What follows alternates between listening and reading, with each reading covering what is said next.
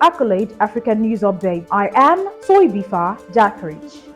The Nigerian army has arrested two soldiers after a viral video allegedly showed them torturing a civilian. In the footage, a man in military fatigues and another in civilian clothing repeatedly kick and whip a third shirtless man as he repeatedly pleads for mercy. The army has expressed utmost dismay at the unprofessional conduct allegedly displayed by the officer. It is instructive to mention that the soldier involved in that unprofessional conduct have been clearly identified and arrested. The army added in a statement on Wednesday. The alleged assault took place in Nigeria's Rivers State, but the date is unclear. The circulation of the video on social media platforms earlier this week prompted widespread condemnation of the soldiers and Nigerian army, with one user on X describing the soldiers' behavior as highly cruel, barbaric, and nothing but abuse of power. The army has assured that it will conduct a thorough investigation to address the incident and promise to sanction those involved. International human rights groups have previously criticized Nigeria's army for alleged rights abuses, including torture, arbitrary arrests, and extrajudicial killings.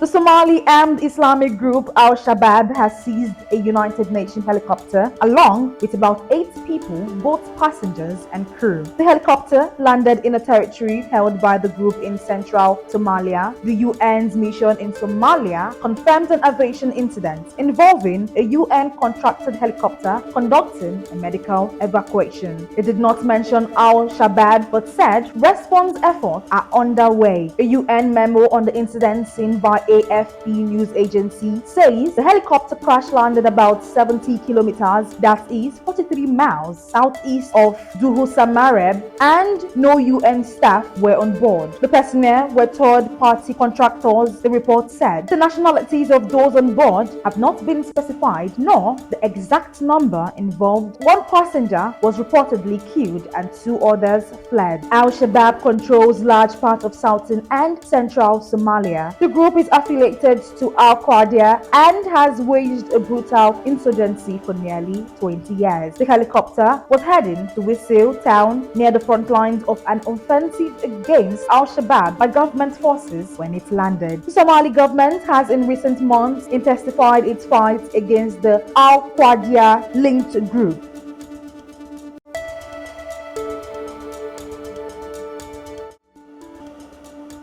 Global software giant SAP has agreed to pay more than $22 million, that is 172 million euros, to settle bribery charges involving government officials around the world. The money and gifts, typically routed via outside business consultants, were intended to help win business in South Africa, Indonesia, and elsewhere, according to US officials. The schemes allegedly operated from at least December 2014 until January 2022. SAP said it had cooperated with investigators and overhauled policies. SAP remains vigilant in maintaining the highest standards of ethics and compliance, the company said in a statement. SAP, which is headquartered in Germany and has shares listed in the US, is among the world's largest software companies, according to US court documents. Subsidiaries of the firm in operating in 5 countries in Africa, Azerbaijan, and Indonesia engaged in bribery schemes,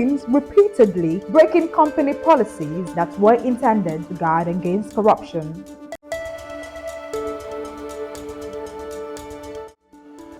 Nigerian President Bola Tinubu has capped the number of aides allowed to accompany him abroad following a backlash against the country's massive delegation at last year's COP28 climate conference. The president's media aide Ajuri Ngelale said that from now on, a maximum of 20 aides will be eligible to join the president on foreign trips, while the vice president and first lady will be limited to 5 aides each. Mr. Ngelale described the announcement as a cost-cutting exercise that will also be applied to ministers and head of agencies who travel abroad for work. President Tinubu came under attack, especially on social media, after his government sponsored over 400 people to attend COP28 climate conference in Dubai. Minister of Information Mohammed Idris said delegates comprised of governments and agency officials, other African countries such as Namibia, Tanzania, and Kenya were also criticized for sending large delegations to COP Top 28.